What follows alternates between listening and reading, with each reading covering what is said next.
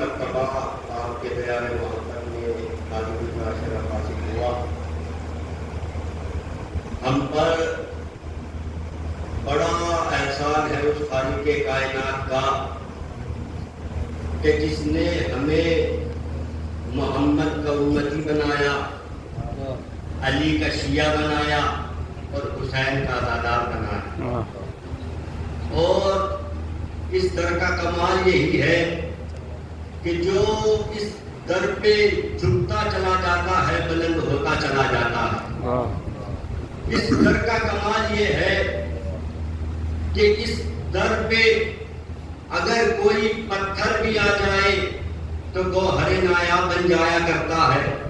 اس در پہ کوئی اگر اس در پہ بیزر آئے تو ابوذر بن جاتا ہے. اس در پہ اگر حر آ جائے تو علیہ السلام بن جاتا ہے. چند گزارشات آپ تک لے کے آیا ہوں. اس سے پہلے میں وہ گزارشات آپ تک پہنچاؤں چاہتا یہ ہوں کہ جو لوگ پیچھے بالکل آخر میں تشریف فرما ہے وہ بالکل آگے تشریف لے آئے. ان کے استقبال میں آپ آواز بلند صلوات کریں. اس کی جگہ بہت خالی پڑی ہے، ایک آواز بلند صلوات پڑھے آپ. کتنا ہماری قوم کی بد تہذیبی کہہ لیجیے، بد اخلاقی کہہ لیجیے، جو چاہے نام دے دیجیے. ہوتا کیا ہے ابھی سب تائید کریں گے انشاءاللہ. ایک سال میں کتنے دن ہوتے ہیں؟ 365. اسلامی کیلنڈر میں کتنے ہوتے ہیں؟ 10 کم کر لیجیے، 355 یا 56. 355 میں سے 68 گھٹا دیجیے، کتنے بچے؟ 287. ہماری قوم کی حالت یہ ہے کہ 287 دن بڑی خوشی کے ساتھ ایک دوسرے کے گھر آئیں گے، اس کے گھر جائیں گے، اسے اپنے گھر بلائیں گے، اس کے ساتھ بازاروں میں ٹہلنے جائیں گے، چائے کی دکانوں کے ساتھ بیٹھیں گے. چونکہ ماحول یہی ہے ہمارے ادھر کا، بیٹھکوں میں حقہ کے ساتھ پیئیں گے. لیکن جیسے ہی فلک پر محرم کا چاند نظر آیا اب تفرقہ بازی شروع ہو گئی. اب تیرا ذاکر میرا ذاکر، تیری مجلس میری مجلس، تیرا نوحہ میرا نوحہ، تیرا مرثیہ میرا مرثیہ، تیری انجمن میری انجمن. مجھے انصاف سے بتائیے اگر ایک انجمن میری ہو گئی، ایک انجمن آپ کی ہو گئی تو پھر امام حسین کی انجمن کون سی؟ ایک مجلس آپ کی ہو گئی، ایک میری ہو گئی، امام حسین کی مجلس کون سی ہے؟ ایک ذاکر آپ کا ہو گیا، ایک میرا ہو گیا، تو امام کا ذاکر کون ہے؟ کل امام ظہور کرے تو کون سی انجمن کو اپنی بتائیں گے؟ اس لیے کہ ایک تو آپ کی ہے، ایک میری ہے. یہ بہت بد اخلاقی ہے ہماری کہ پورے سال ایک دوسرے کے ساتھ رہیں گے، لیکن جہاں محرم آیا تفرقہ بازی شروع ہو گئی، بول چال بند. کس بات پہ جھگڑے؟ نوحہ خانی پہ جھگڑے، مرثیہ خانی پہ جھگڑے، تبرک پہ جھگڑے، ماتم کے حلقے میں لگنے پہ جھگڑے. اور خیال یہ ہوتا ہے معذرت کے ساتھ، لوگوں کا گمان یہ ہو جاتا ہے کہ اگر میں نہیں حلقے میں لگوں گا تو ماتم نہیں ہوگا، میں مرثیہ نہیں پڑھوں گا تو مرثیہ نہیں پڑھا جائے گا، میں مجلس نہیں پڑھوں گا تو مجلس نہیں ہوگی، میں نوحہ نہیں پڑھوں گا تو نوحہ نہیں ہوگا. ارے بھائی کس گمان میں ہو؟ جب نہ آپ تھے نہ آپ کے ابا کا وجود تھا، مجلسیں تب بھی اسی شان و شوکت سے ہوتی تھی. جب آپ نہیں تھے مجلسیں تب بھی ایسے ہوتی تھی. اور آپ کی جانکاری کے لیے بتا دوں جب آپ نہیں رہیں گے مجلسیں تب بھی ایسے ہی ہوں گی. پھر غرور کس بات کا؟ کسی کو ٹارگیٹ کر کے نہیں پڑھ رہا ہوں، ایک عام قانون بتا رہا ہوں. اور اگر کسی کو برا لگے تو اس کا مطلب یہ ہے کہ کمی اپنے اندر موجود ہے. بزرگوں کی مثال ہے کہ پانی وہیں مرتا ہے جہاں کھڑا ہوتا ہے، گہرائی میں ہی پانی مرتا ہے. تو ہمیں خدا کے واسطے اپنے آپ کو سدھارنا چاہیے، سنوارنا چاہیے، اس لیے کہ ایک دن مرنا بھی ہے، میدان حشر میں جناب زہرا کو منہ بھی دکھانا ہے. بے شک. آپ مثال سے سمجھیے، میں مولانا ہاشم صاحب سے میرا کسی بات پر اختلاف ہو جائے اور یہ حق پر ہوں اور میں جھوٹ پر ہوں، میں اس مقام پر غلط ہوں، لیکن 10 آدمیوں کے سامنے میں انہیں جھوٹا ثابت کر دوں اور اس میں کامیاب بھی ہو جاؤں، ان کو 10 لوگوں کے سامنے مجرم ٹھہرا دوں تو سب لوگ کیا سمجھیں گے کہ غلط مولانا ہاشم تھے، لیکن سب کے سامنے غلط ثابت کر دیا، مجھے تو پتا ہے کہ غلط کون ہے صحیح کون ہے. جو یہ برادری میں تفرقہ بازی ڈالتے ہیں، بھلے ہی دوسروں کے سامنے اچھے سچے بن جائیں، پتا انہیں بھی ہوتا ہے کہ غلط کون ہے. جب اسے پتا ہے کہ میں غلط ہوں تو پھر انصاف سے بتائیے کہ امام کو کیا منہ دکھائیں گے، رسول کو کیا منہ دکھائیں گے. ہمیں اپنے آپ کو سدھارنے کی ضرورت ہے، اپنے آپ کو بدلنے کی ضرورت ہے. بات کو یہیں پہ 4 مصروں کے ذریعے ختم کرتا ہوں، اس لیے کہ بات بہت آگے بڑھ جائے گی، پھر مجھے اپنے موضوع کی طرف بھی آنا ہے. ہمیں اپنے آپ کو سدھارنے کی ضرورت ہے، اس لیے کہ یہ فرش اعضا سیاست کا اڈا نہیں ہے. یہاں سیاست آپ کو شعبہ نہیں دیتی، اسی لیے تو شاعر نے کہا کہ با وفا ہوتے ہوئے بھی بے وفا بن جاؤ گے.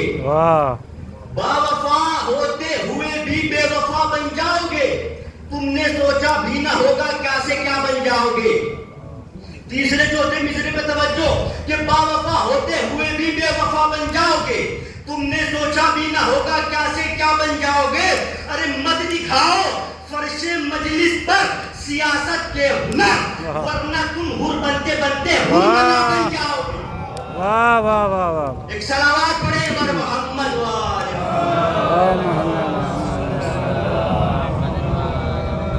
ہمیں اپنے آپ کو سدھارنے کی ضرورت. ہم مسلسل مجلسیں کر رہے ہیں، مسلسل عزاداری کر رہے ہیں، جب سے آنکھ کھولی ہے تب سے فرش اعضا پہ ہے. بزرگ حضرات تشریف فرما، ہم سے کوئی پوچھ لے کہ ہم مجلسیں کیوں کرتے ہیں، عزاداری کیوں کرتے ہیں، تو ہمارے پاس کیا جواب. میں ایک چھوٹی سی مثال سے بچوں کے ذہنوں میں نقش کرنا چاہتا ہوں تاکہ اگر کوئی بچوں سے بھی پوچھے تو بڑی آسانی سے جواب دے دے کہ ہم مجلسیں کیوں کر رہے ہیں، عزاداری کیوں کر رہے ہیں، ماتم کیوں کر رہے ہیں.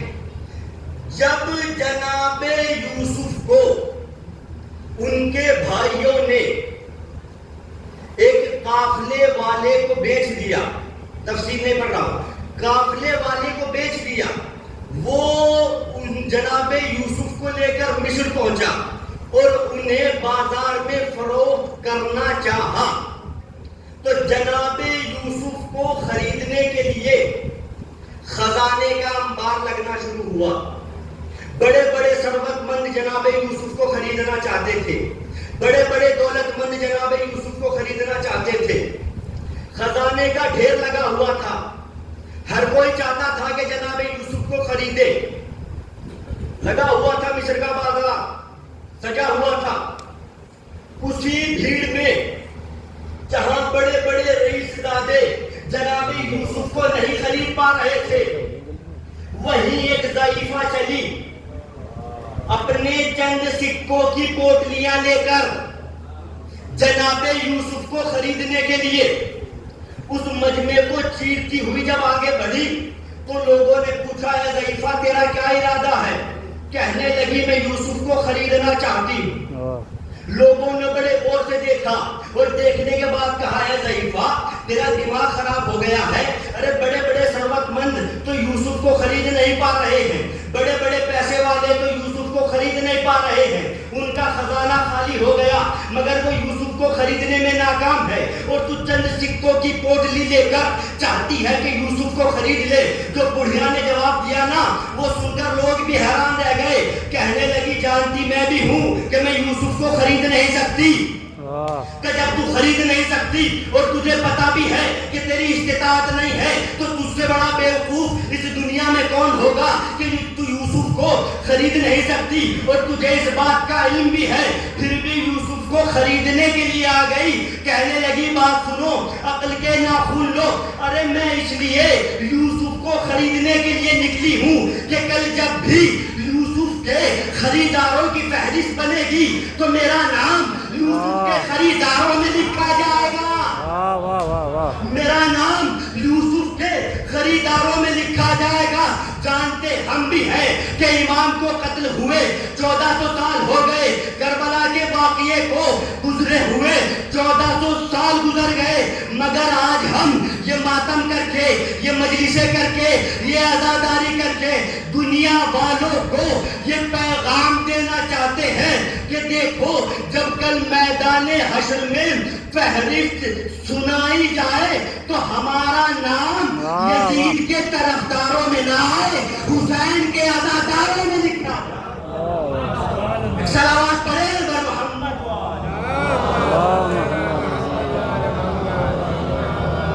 ہمارا نام یوسف کے خریداروں میں لکھا جائے. اس لیے میں خریدنے کے لیے یوسف کو آ گئی. جناب یوسف کو خریدنے کے لیے خزانے خالی ہو گئے. آج جس امام کی مناسبت سے یہ مجلس ہے, امام کا لقب ہے, امام کو سید الساجدین بھی کہا جاتا ہے. سید سجاد, سید الساجدین. امام یہ وہ امام ہے کہ جس نے کربلا میں قیامت اسلام کو آزادی دلائی. جب یہ قافلہ شام کے دربار میں پہنچا, شام کا منظر آپ کے سامنے 2 منٹ میں بیان کر دوں. سن 13 ہجری میں بنی امیہ کی حکومت شروع ہوئی. 61 ہجری میں واقعہ کربلا ہوا. 45-46 سال لوگوں کو علی کے متعلق ایسے ذہن لوگوں کے کر دیے گئے.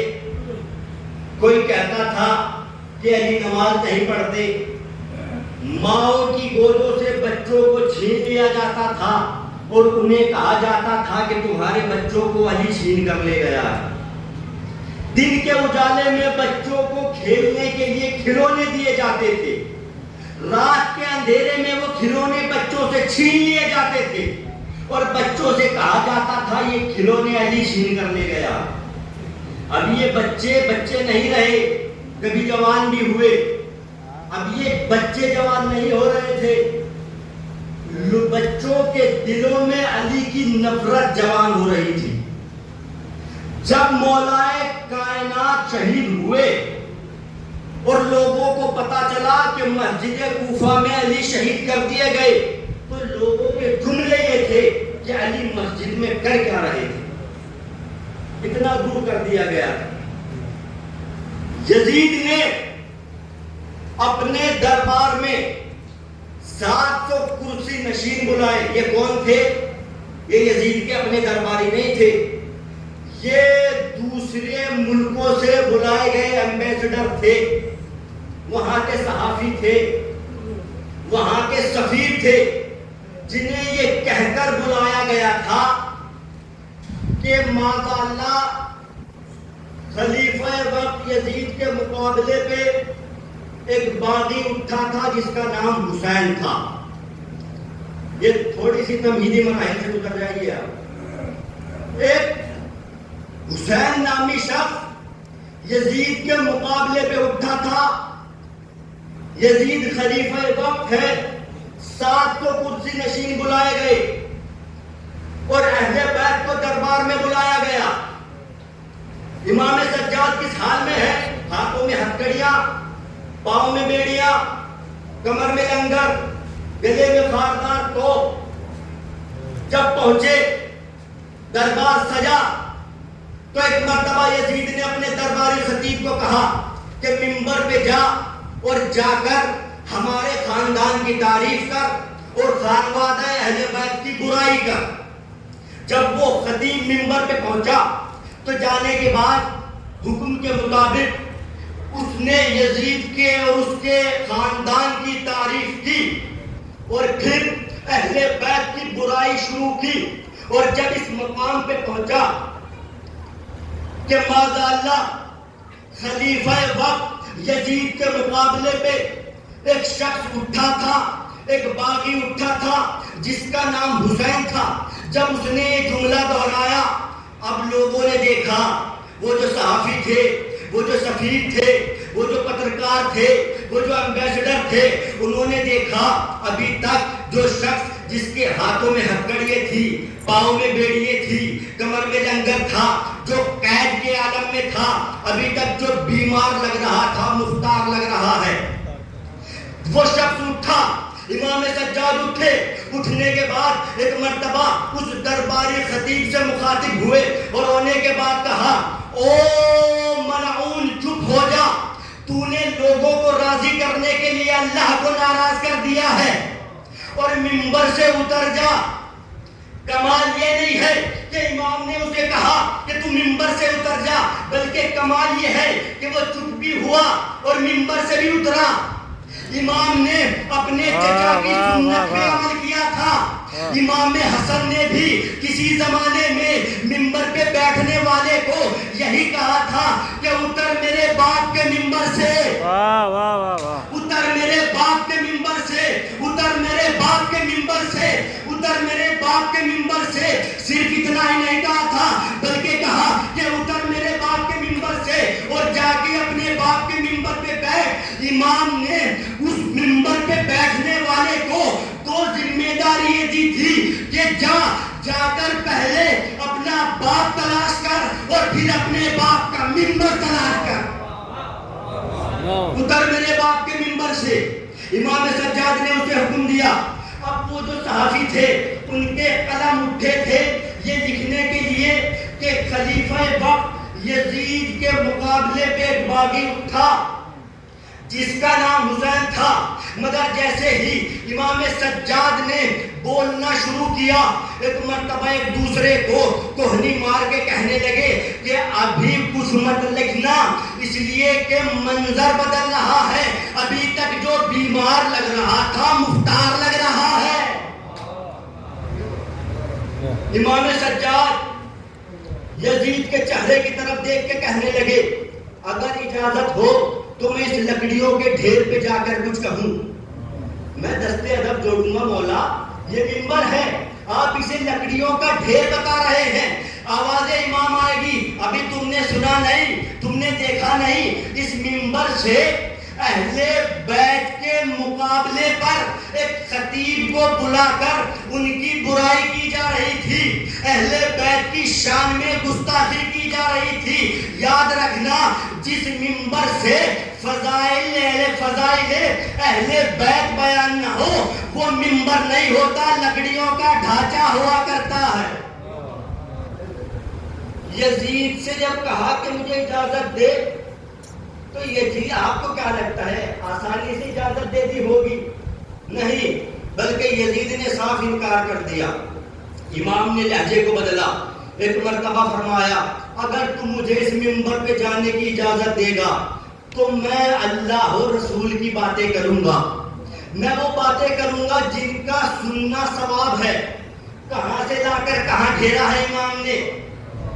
وہ جو دربار میں 700 ایمبیسڈر بیٹھے ہوئے تھے نا, 700 سفیر ایک دوسرے کے چہرے کو دیکھنے لگے, کہنے لگے ہمیں تو بتایا گیا تھا اس کا باپ باغی تھا اور یہ باغی کا بیٹا ہے, مگر اس کی زبان پر تو اللہ اور رسول کا نام آ رہا ہے.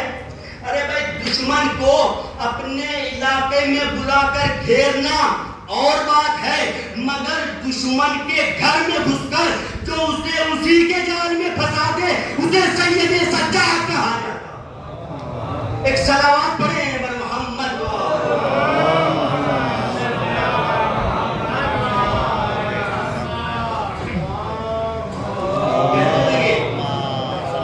اب وہی سفیر تھے جو یزید کے سپورٹر بن کے آئے تھے, وہی یزید سے کہنے لگے یزید جانے دے, کچھ بولنے دے. کہنے لگا نہیں جانے دوں گا. کہ تو اس سے گھبرا کیوں رہا ہے, اتنا پریشان کیوں ہے؟ بیمار ہی تو ہے کہ تم نہیں جانتے؟ بیمار ہے تو کیا ہوا؟ پوتا تو حیدر کرار کا ہے کہ نہیں جانے دوں گا، کہ یزید جانے دے کہ نہیں جانے دوں گا، کہ نہیں جانے دوں گا۔ کہ اس کی وجہ کیا ہے؟ کہ وجہ یہ ہے اگر میں نے اسے منبر پر جانے کی اجازت دے دی تو یہ تب تک نہیں اترے گا جب تک مجھے اور میرے خاندان کو ذلیل نہ کر دے۔ اب درباری اور حیران ہوئے، کہنے لگے یزید یہ آخر ہے کون جو تیرے ہی دربار میں، تیرے ہی درباریوں کے سامنے تجھے اور تیرے خاندان کو ذلیل کر دے گا؟ میں نے کہا تھا نا کہ امام نے کہاں لا کے گھیرا ہے۔ امام وہ ہوتا ہے جو حالات کی خبر رکھتا ہے۔ امام کو اجازت نہیں ملی، مگر امام نے وہ ماحول بنایا کہ یزید کی زبان سے خود نکل گیا، کہنے لگا تم نہیں جانتے اس کے دہن میں محمد کی زبان ہے، اس کے دہن میں محمد کی زبان ہے۔ کہنے لگے یزید اس کے دہن میں محمد کی زبان ہے، اب تو اسے جانے ہی دے، اس لیے کہ ہم نے محمد کو دیکھا نہیں ہے۔ محمد بولتے کیسے تھے، محمد چلتے کیسے تھے، محمد بات کیسے کرتے تھے۔ ارے یہ منبر پہ جائے گا، یہ باتیں کرے گا، یہ بولے گا، ہم اسے دیکھ کر سمجھ جائیں گے محمد ایسے بولتے تھے، محمد ایسے چلتے تھے، محمد ایسے باتیں کرتے تھے۔ سبحان اللہ، سبحان اللہ۔ حیران پریشان کرے تو کیا کرے، مجبور ہو کر اجازت دی۔ اب سید سجاد چلے، منبر پر بیٹھے۔ اب منبر پر بیٹھے، جب امام سجاد چلے تو وہ جو سفیر تھے ایک دوسرے کو کوہنی مار کر کہہ رہے تھے محمد ایسے چلتے ہوں گے، جب بات شروع کی محمد ایسے بولتے ہوں گے، محمد ایسے ہنستے ہوں گے، محمد کا لہجہ ایسا ہوگا۔ اب منبر پر تو پہنچ گئے، مگر بات کہاں سے شروع کریں، کہاں سے ابتدا کریں؟ بولنے کا موقع تو فراہم ہو گیا، لیکن بات کو کہاں سے شروع کریں؟ عجب انداز سے شروع کیا میرے مولا نے، حمد الہی کی۔ اس کے بعد فرمایا ایھا الناس اوتینا ستۃ ذلنا بسبع، اوتینا العلم والحلم والسماحۃ والفصاحۃ والشجاعۃ والمحبۃ فی قلوب المؤمنین۔ اے لوگو، ہم وہ ہیں کہ جنہیں 6 چیزیں عطا کی گئی اور 7 کے ذریعے فضیلت دی گئی۔ اوتینا العلم، علم ہمیں عطا کیا گیا، والحلم، بردباری ہمیں عطا کی گئی، والسماحۃ، سخاوت ہمیں عطا کی گئی، والفصاحۃ، فصاحت و بلاغت ہمیں عطا کی گئی، والشجاعت، شجاعت ہمیں عطا کی گئی، والمحبۃ فی قلوب المؤمنین، اور لوگوں کے دلوں میں ہماری محبت کو واجب قرار دیا گیا۔ عجب انداز سے شروع کیا کہ علم ہمیں عطا کیا گیا، حلم ہمیں عطا کیا گیا، سخاوت ہمیں عطا کی گئی، شجاعت ہمیں عطا کی گئی، ہماری محبت کو لوگوں کے دلوں میں واجب قرار دیا گیا۔ جب امام بول رہے تھے نا تو وہ جو سفیر بیٹھے ہوئے تھے ایک دوسرے کا ہاتھ پکڑ کر کہتے تھے کیا یہ صحیح بول رہا ہے، کیا یہ صحیح بول رہا ہے، کیا یہ صحیح بول رہا ہے۔ دوسرا ہاتھ تھام کے کہتا تھا صحیح تو بول رہے ہوں گے، اگر صحیح نہ بولتے تو یزید بولنے تھوڑے ہی دیتا، اگر صحیح نہ بولتے تو یزید بولنے تھوڑے ہی دیتا۔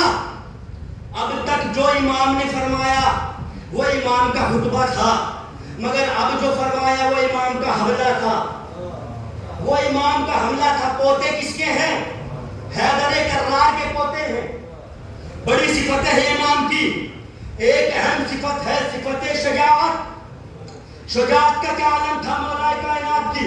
شجاعت کا یہ عالم تھا کہ جب کسی پہ حملہ کرتے تھے تو تھوڑی دیر تک تو برابر والے کو بھی پتہ نہیں چلتا تھا کاٹا کہاں سے ہے، مارا کہاں سے ہے، تلوار کہاں لگی ہے۔ جب کچھ دیر کے بعد بدن سرکتا تھا، گھوڑا ہلتا تھا اور بدن سرک کر 2 ٹکڑے ہو کر گرتا تھا، تب پتہ چلتا تھا آدمی سرک چکا ہے۔ جب اب امام سجاد نے یزید کے دربار میں گھس کر یزید کو ہی بے نقاب کیا نا، تھوڑی دیر تک تو یزید اور یزید کے چمچوں کو بھی پتہ نہیں چلا مارا کہاں سے ہے، حملہ کہاں سے ہوا، کاٹا کہاں سے۔ امام نے عجب انداز سے شروع کیا،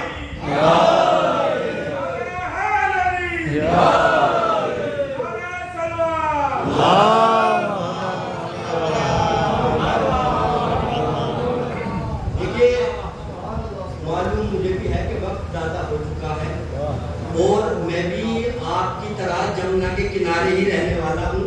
مجھے پتا ہے کہ ہماری بستیوں میں 9-10 بجے ہی آدھی رات ہو جاتی ہے، ابھی 11:30 ہو چکے ہیں، لیکن تھوڑی سی گزارش یہ ہے کہ ذرا جاگ کر سنیے گا، اس لیے کہ جتنا تشریف فرما ہے کہ شاعر نے کیا خوب کہا ہے کہ ہے منقبت کے سننے سنانے کا جب مزہ، دونوں طرف ہو آگ برابر لگی۔ تو جیسے میں سنا رہا ہوں ایسے آپ سنیے جاگ کر، تھوڑی دیر کے لیے اپنی آنکھوں کو کھول لیجئے گا، انشاءاللہ اس کے بعد بڑی اچھی نیند آئے۔ امام نے نعرہ حیدری، نعرہ سلام۔ میں اب یہ بھی نہیں کہوں گا کہ آگے آ جائیے، جو جہاں بیٹھا ہے وہیں بیٹھے سنتے رہیے، آپ بہت اچھا سن رہے ہیں ماشاءاللہ، اس لیے کہ جب آپ داد و تحسین سے نوازتے ہیں نا، علماء تشریف فرما ہے، تو پڑھنے والے کا کلیجہ بڑھ جاتا ہے، تھوڑا حوصلہ بڑھ جاتا ہے۔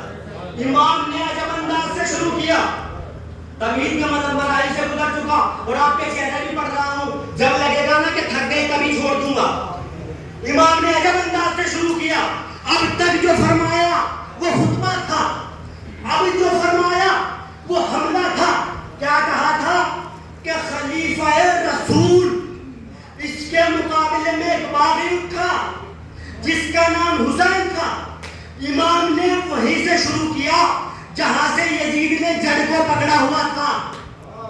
امام نے فرمایا سنو ہم کون ہیں، من النبی المختار، ہم وہ ہیں کہ جن میں احمد مختار ہے، یعنی احمد مختار ہم میں سے ہیں۔ لوگوں کی آنکھیں پھٹنے لگی، کہنے لگے ہمیں تو بتایا تھا باغی ہے اور یہ کہہ رہا ہے کہ رسول ان میں سے ہے۔ سب کی آنکھیں کھلی رہ گئی، سب حیران ہوئے۔ امام نے فرمایا اور سنو اور جو کو منت تیار، جعفر تیار ہم میں سے ہیں۔ پھر فرمایا منا اسد اللہ، اللہ کا شیر ہم میں سے ہے۔ پھر فرمایا منا اسد و رسول اللہ، حمزہ تو سید الشہداء، اللہ کے رسول کا شیر، شہیدوں کا سردار حمزہ بھی ہم میں سے ہے۔ درباری حیران، پریشان، مضطرب، بے چین، کہنے لگے بتایا کیا تھا، ہو کیا رہا ہے؟ یہ کہہ رہا ہے حمزہ ان میں سے ہے، اور حمزہ تو نام سنا ہوا لگتا ہے، کیا یہ وہ حمزہ تو نہیں کہ رسول کے چچا تھے؟ کیا وہ حمزہ تو نہیں جو پڑھ رہا ہوں کتاب سے پڑھ رہا ہوں؟ یہ وہ حمزہ تو نہیں جو رسول کے چچا تھے؟ کہاں وہی حمزہ کہ یہ وہ حمزہ تو نہیں جو جنگ میں شہید ہو گئے تھے؟ کہاں وہی حمزہ کہ یہ وہ حمزہ تو نہیں جن کا کلیجہ چبایا گیا تھا؟ کہاں وہی حمزہ کہ یہ وہ حمزہ تو نہیں جن کا کلیجہ کسی خاتون نے چبایا تھا؟ کہاں وہی حمزہ کہ پھر کلیجہ چبایا کس نے تھا؟ کہ ہندہ نے چبایا تھا۔ ہندہ کون؟ یزید کی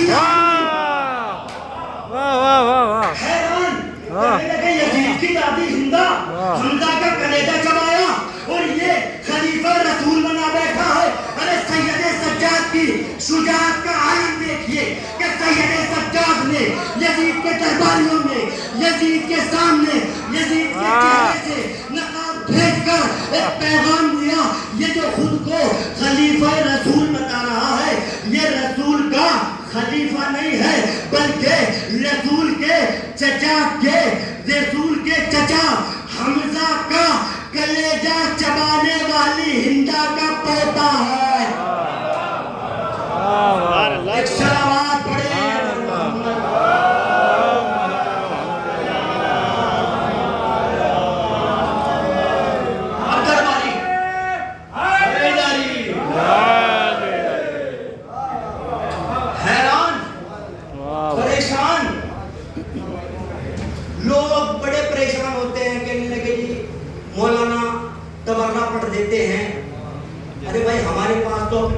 مسائل اتنے ہیں کہ وہی ختم نہیں ہوتے. تو ہم تو تبرہ پڑھنے لگے. ہمارے لیے تو تولا ہی دوسرا، ہمارا تولا ہی دوسروں کے لیے تبرہ بن جاتا. اب یہ جو درباری تھے حیران ہو گئے. سب کے سب کا رخ امام سید سجاد کی جانب. کہنے لگے کھل کے بتائیے آپ ہیں کون؟ امام نے بتانا شروع کیا، میں مکے کا بیٹا ہوں، میں مینا کا بیٹا ہوں، میں زمزم کا بیٹا ہوں، میں صفا کا بیٹا ہوں، میں مروہ کا بیٹا ہوں. کہنے لگے کھل کے بتائیے آپ ہیں کون؟ کہ میں اس کا بیٹا جو تلواروں سے جنگ کرتا تھا. کہ کھل کے بتائیے آپ ہیں کون؟ کہ میں اس کا بیٹا جو شب ہجرت رسول کے بستر پہ سویا. کہ کھل کے بتائیے آپ ہیں کون؟ کہ میں اس کا بیٹا جسے اللہ نے پردے کے اس پار بلایا. کہ آپ کھل کے بتائیے آپ ہیں کون؟ کہ میں اس کا بیٹا جسے اللہ نے معراج کی بلندی پہ بلایا.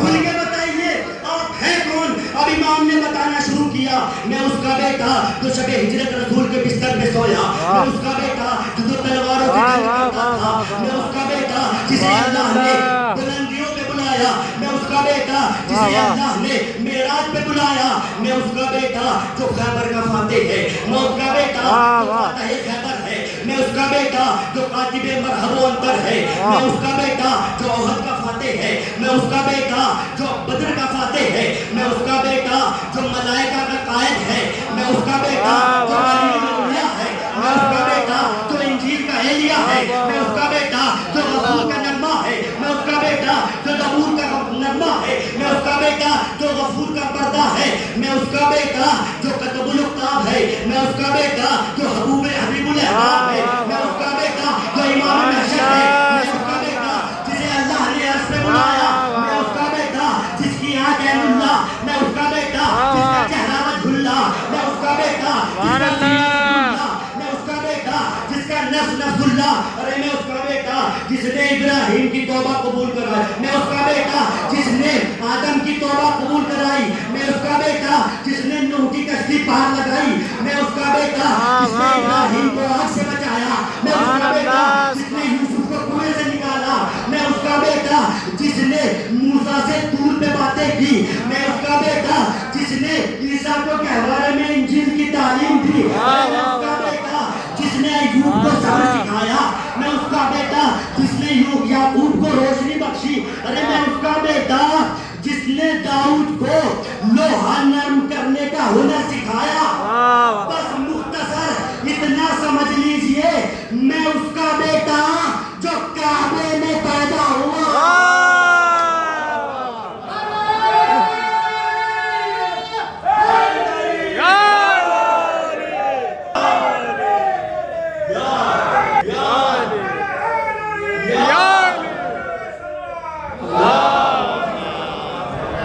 زندہ باد زندہ باد. میں اس کا بیٹا جو کعبے میں پیدا ہوا.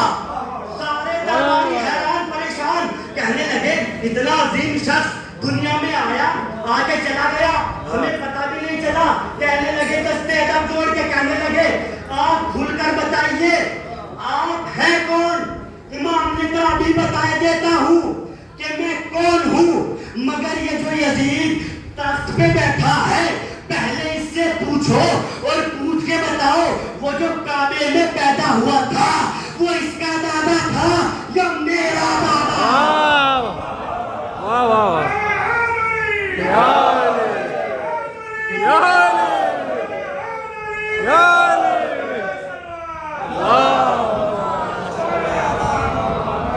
زندہ باد زندہ باد. ان کا نام بھی علی ہے. ہر زمانے میں نام علی سے تکلیف ہوئی ہے لوگوں کو.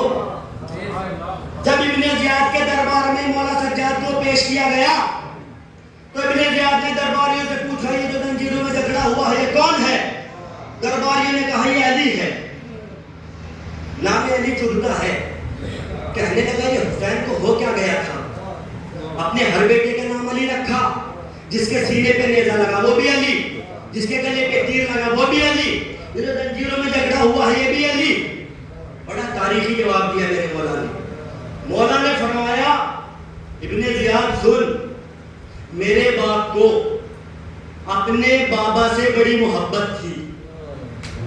بڑا قیمتی جملہ. ابن زیاد میرے بابا کو اپنے بابا سے بڑی محبت تھی, اسی لیے میرے بابا نے اپنے ہر بیٹے کا نام اپنے بابا کے نام پہ رکھا, علی علی علی. اور ابن زیاد سن, نام تو بھی اپنے بیٹوں کے اپنے باپ کے نام پہ رکھ لیتا اگر تجھے پتا ہوتا تیرا باپ کون ہے. اگر تجھے پتا ہوتا کہ تیرا باپ کون ہے. کھدوڑ کے رکھ دیا حکومت یزید کو. کیا سوچ کے لایا تھا, ہوا کیا؟ آخری مراحل جب یزید بالکل بے بس ہو گیا, بالکل کوئی راستہ نہ بچا, کرتا کیا؟ امام نے اگلا جملہ کہا, میں فاطمہ کا بیٹا. یہی جملہ کسی دربار میں امام حسن نے بھی کہا تھا. اسی دربار میں, اسی شام کے دربار میں کچھ سالوں پہلے امام حسن کو بلایا گیا. جب امام حسن تشریف لائے, کون تھا تخت پہ؟ یزید کا باپ. پہلے سے پروپیگنڈا تیار کیا ہوا تھا. کہنے لگے جب امام حسن تشریف لائے تو کوئی بھی استقبال کے لیے دربار کا پتہ نہ کرنا, اس سے حسن کو ذلیل کریں گے. لیکن قدرت کا کمال دیکھیے, جیسے ہی امام حسن داخل ہوئے, ہوا چلی, پردہ خود بخود ہٹ گیا, امام داخل ہوئے, اور ایک پیغام اللہ نے دنیا کو دیا, وَتُعِزُّ مَن تَشَاءُ وَتُذِلُّ مَن تَشَاءُ. اللہ جسے عزت دے, جسے چاہے عزت دے, جسے چاہے ذلت دے. اللہ جسے عزت دے اسے کوئی ذلیل نہیں کر سکتا, جسے ذلیل کر دے اسے کوئی عزت نہیں دے سکتا. ابھی کھلا تو گیا تھا, پردہ خود بخود اٹھ گیا. جب امام باہر جانے لگے, کہنے لگا حسن اگر کچھ دوں تو رکھ لو گے. امام حسن نے کہا تیرے پاس اپنا ہے ہی کیا, لوگوں کے مان پہ کھد رہا ہے. بس اتنا سنا بے چین ہو گیا. خزانوں پہ خزانے خالی ہونے لگے, خزانے کا ڈھیر لگنے لگا. کہ امام کبھی خزانے کو دیکھتے ہیں, کبھی اس کے چہرے کو دیکھتے ہیں, کبھی خزانے کو دیکھتے ہیں, کبھی اس کے چہرے کو دیکھتے ہیں. مدتوں سے مجلسیں سنتے آ رہے ہیں, بچپن سے آپ حضرات مجلسیں سن رہے ہیں. تاریخ پہ نظر ہے سب کی. جملہ اشارے میں ہی سمجھ جائیں گی. میری قوم کی یہی خاصیت ہے کہ جملہ اشارے میں ہی سمجھ جاتی ہے. کہنے لگا حسن دیکھ کیا رہے ہو, میرا خزانہ خالی نہیں ہوگا, میں ہندا کا بیٹا ہوں. جو پہنچ گئے ابن سلام, میرا خزانہ خالی نہیں ہوگا, میں ہندا کا بیٹا ہوں. اللہ جانے دولت کہاں سے آئی ہوگی, میں ہندا کا بیٹا ہوں, میری دولت ختم نہیں ہوگی, میرا خزانہ خالی نہیں ہوگا. امام چلے, جب چلنے لگے اسی دربار میں اسی کے کسی درباری نے امام حسن کی جوتیاں سیدھی کر دی. امام نے سارا خزانہ اسے دے دیا.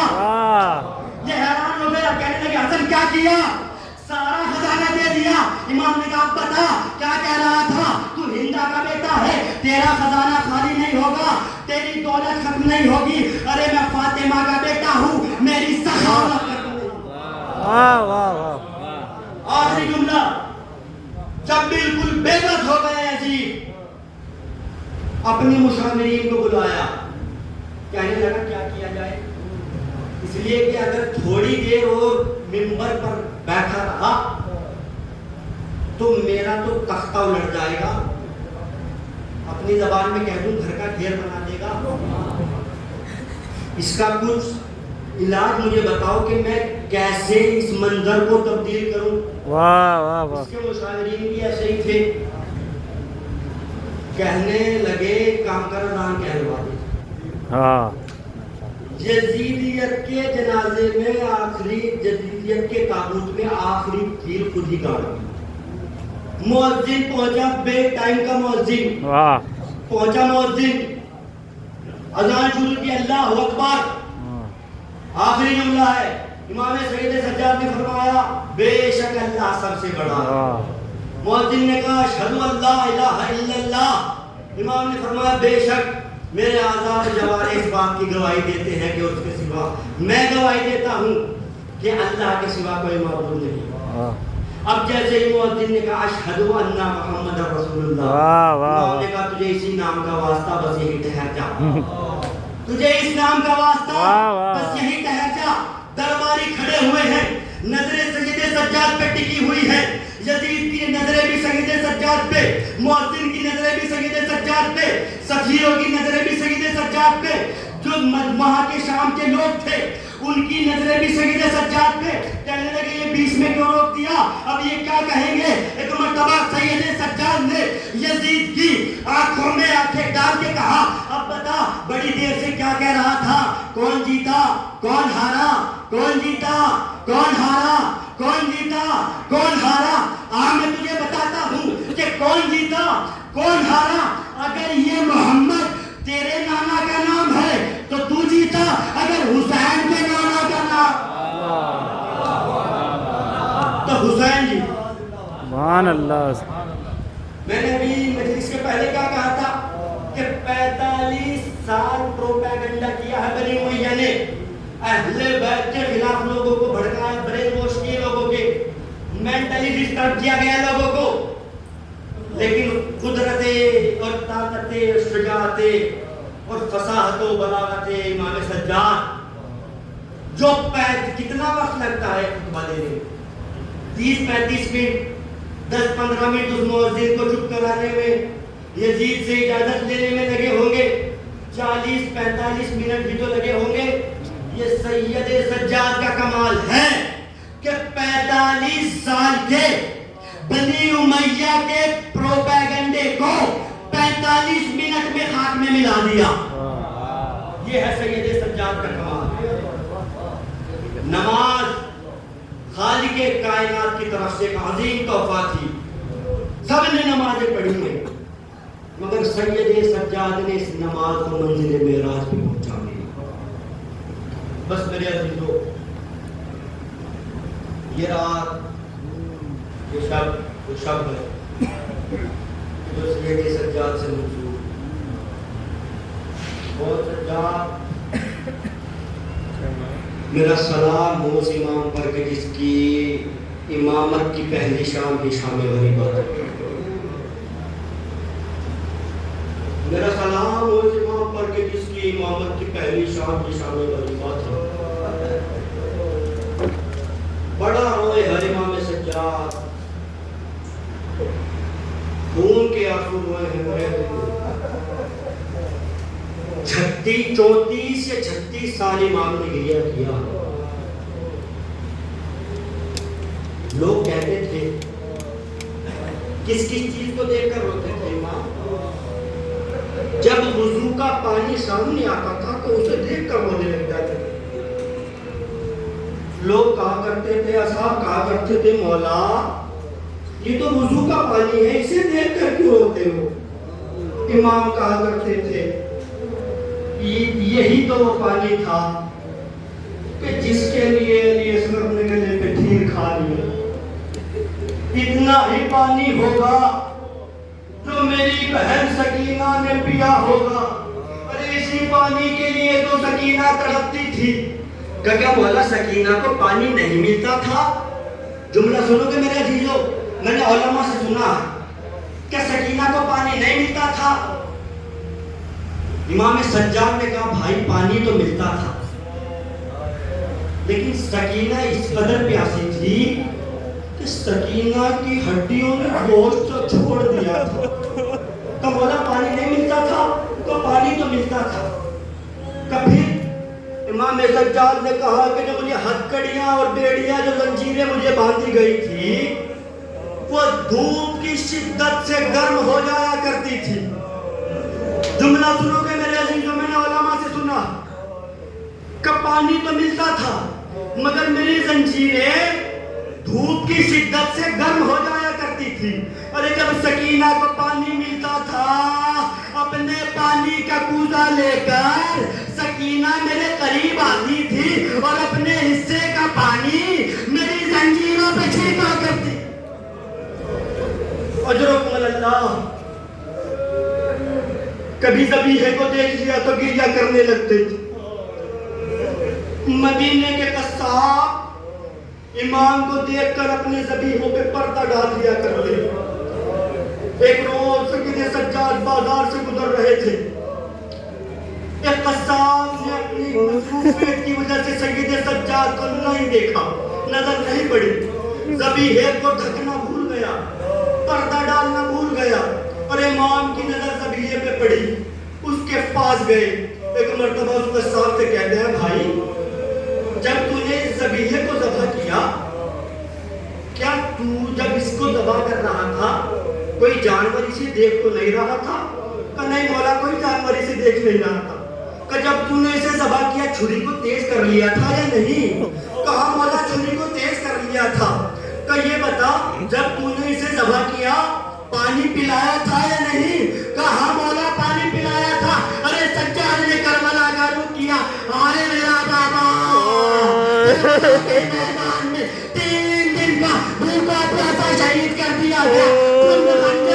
میرے بابا کا گلا کاٹا گیا. ارے میری پھوپھی زینب 70 قدم کے فاصلے سے گلا کٹتے ہوئے دیکھ رہی تھی, سجائے دیتی تھی. ارے شیر میری ماں نے چکیاں 30 کے بعد. اجرکم اللہ. بڑا روئے ہے سید سجاد. گریہ کرنی کے میرے عزیزوں, اس لیے کہ یہ امام حسین کے پہلے عزادار کا ماتم ہے.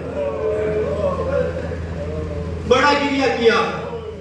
اگر مسائل تھوڑے طویل ہو جائے تو میں معذرت چاہتا ہوں, اس لیے کہ میں اس منبر کی قسم کھا کے کہہ رہا ہوں, مجھے سمجھ میں نہیں آ رہا تھا 2 دن سے کہ میں امام کی کون سی مصیبت بیان کروں, کون سی مصیبت امام کی بیان کروں.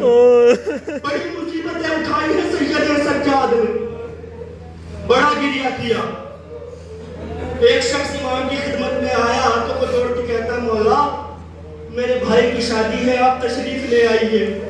ارے قیامت کا ہی تو جملہ کہا مولا نے. کہا بھائی جب سے میرے علی اکبر کے سینے پہ نیزہ لگا میں نے شادیوں میں جانا چھوڑ دیا.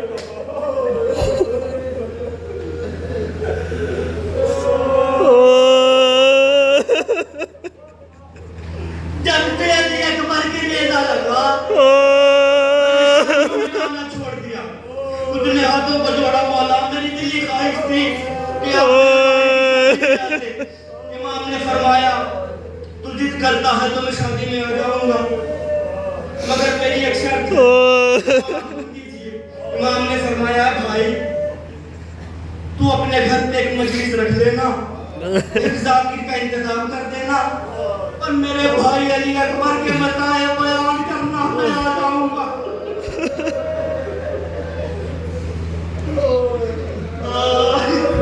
میرے بھائی کے مسائل بیان کرنا میں آ جاؤں گا. اس نے وعدہ کیا. سید سجاد پہنچے. اپنی عظمت کو دیکھیے گا میرے عزیزوں, یہ فساد جھگڑوں میں نہ پڑے اللہ کے واسطے, اس عزاداری کو برباد نہ کرے, اپنی عظمت کو پہچان لے. امام پہنچے. ذاکر نے مجلس شروع کی, مسائل بیان کرنا شروع کیے. امام سجاد کہتے ہیں ان چراغوں کو بجھا دو, کہیں ایسا نہ ہو کہ کوئی رونے میں شرم محسوس کر رہا ہو. چراغوں کو بجھایا گیا.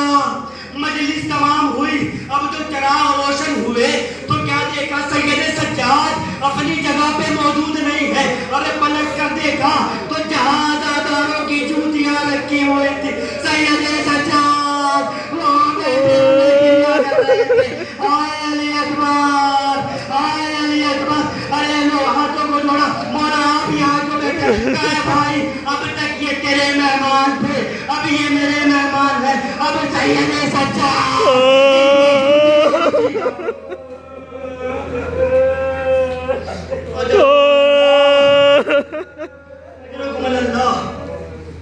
بڑا گریہ کیا ہے امام نے. 34 برس روئے. 63 ہجری میں 62 63 ہجری میں قافلہ رہا ہوا. 95 میں امام کی شہادت ہوئی.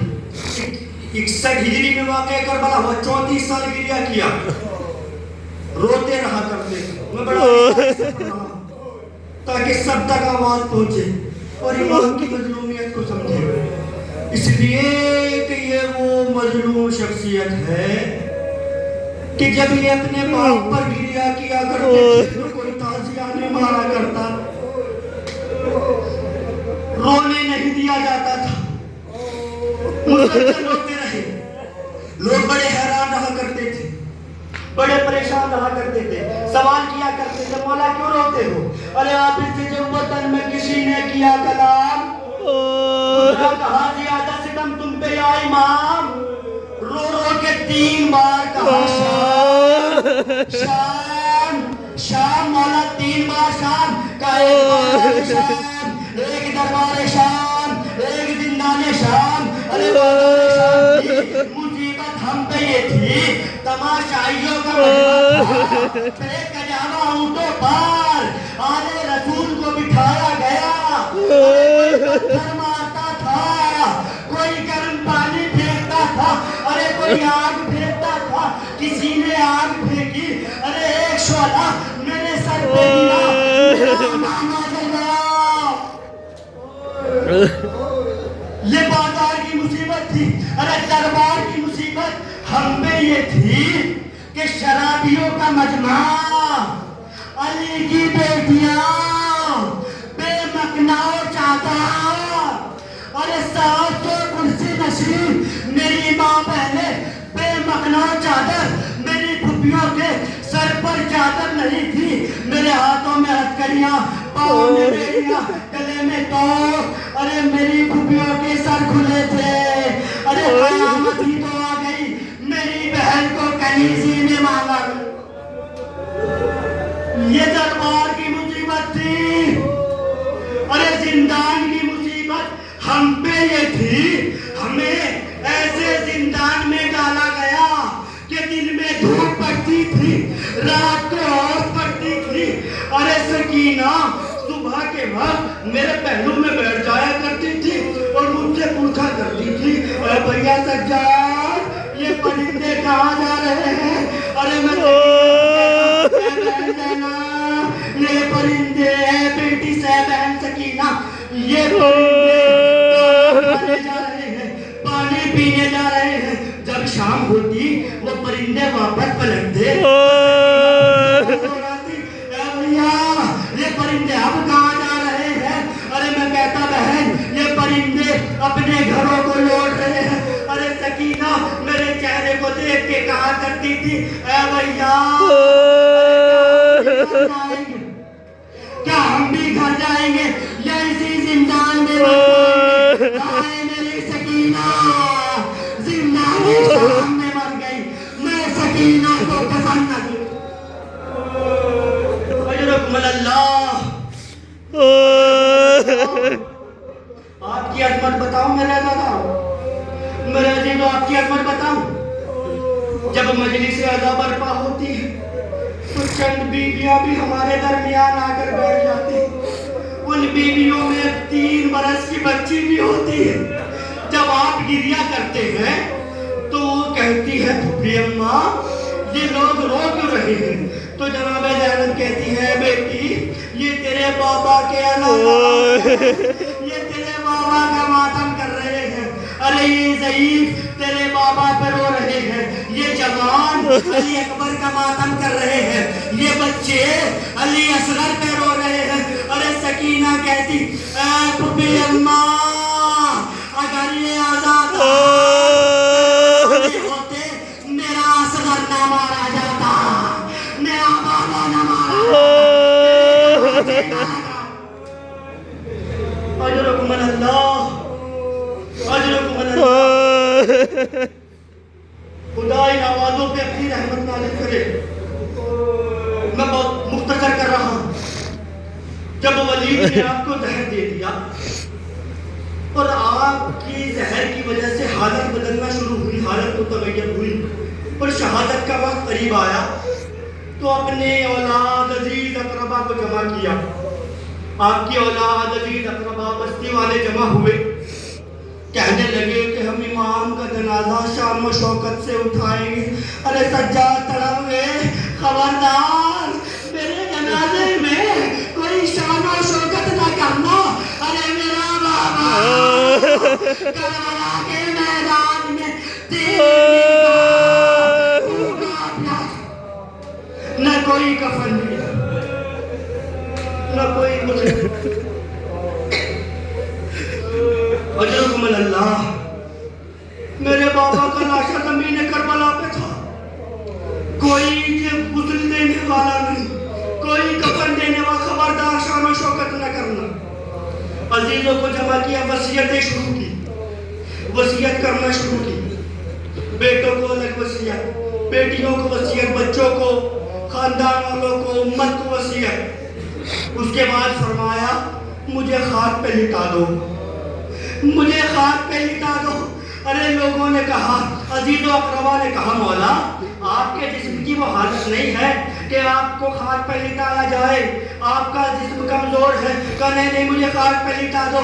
ارے آپ کو تخت سے اٹھا کر عزیز و اقربا نے چاہا کہ فرش پہ لٹا دے, مگر سید سجاد نے کہا نہیں یہ فرش بھی ہٹاؤ, مجھے خاک پہ لٹاؤ. کہا مولا اس کا کیا سبب ہے؟ ارے میں خاک پہ کیسے لیٹوں, میرے باپ کا لاشا کربلا کی تپتی ہوئی زمین پہ پڑا, میرے ہاتھوں میں ہتھکڑیاں, میرے پاؤں میں بیڑیاں. ارے میں بابا کا لاشا بھی نہیں اٹھا. آخری جملہ ختم کر دی میں نے مجلس. جتنا گریا کرنا ہے کر لیجئے, رونے میں شرم نہ کرنا, رونے میں کوئی شرم نہ کرنا. جیسے کسی کا جوان مر گیا ہوں. آخری فقرہ پڑھ رہا ہوں. کتنا پرسہ دینا ہے شہزادی کو دے لیجئے. 3 جنازے ایسے ہیں کہ جن کو غسل دینے والے چیخ مار کے روئے. پہلا جنازہ سیدہ کا جنازہ. جب علی غسل دے رہے تھے تو علی جیسا شجاع جو فاتح خیبر تھا, ارے جس نے بڑے بڑے سورماؤں کو مارا, میری ماں بہنیں بھی تشریف فرما. ارے گریے کہ ان سے چاہتا ہوں کہ سیدہ کی مظلومی کو محسوس کرے. ارے سید جب مولا غسل دے رہے تھے تو اچانک غسل دیتے علی جیسا شجاع انسان چیخ مار کے رویا. ارے کسی نے پوچھا یا علی خیریت تو ہے, یہ چیخ کیسے ماری؟ اور علی کہتے ہیں سیدہ کی پسلیاں ٹوٹ گئی مگر مجھے کبھی نہیں بتایا. دوسرا جنازہ سکینہ کا جنازہ. ارے جب غسالہ نے سکینہ کو غسل دیا تو اچانک چیخ مار کے روئی. زینب نے کہا ہے غسالہ تجھے کیا ہوا؟ کہنے لگی ہے بی بی ارے اس بچی کو کیا بیماری تھی, میں جب اسے غسل دینا چاہتی ہوں اور کرتا اتارنا چاہتی ہوں, کرتے کے ساتھ اس بچی کی کھال بھی اتر آتی ہے, اس بچی کی کھال بھی اتر آتی ہے. ارے زینب نے کہا بی بی اسے کوئی بیماری نہیں تھی, کربلا سے لے کر کوفہ سے لے کر شام اس کی پشت پر اتنے تازیانے پڑے. ارے اس کی پوش اس کی کھال کرتے سے چپک گئی. تیسرا جنازہ سید سجاد کا جنازہ. جب 5ویں امام غسل دے رہے تھے اچانک چیخ مار کے روئے. کسی نے پوچھا مولا یہ چیخ کیسی, جانے کیسی زنجیریں تھی. ارے میرے بابا کا سارا گوشت کھا گئی, میرے بابا کی کمر زخمی ہو گئی. 5ویں امام نے غسل بھی دیا, کفن بھی دیا. ارے جنازہ اٹھایا. یہ پہلا جنازہ تھا جو امام محمد باقر نے اٹھایا. ارے امام کا جنازہ شان و شوکت سے چلا مگر امام کا جنازہ کربلا کی سرحد پہ پڑا رہا. 3 دن تک نہ کوئی غسل دینے والا, نہ کوئی کفن دینے والا, نہ کوئی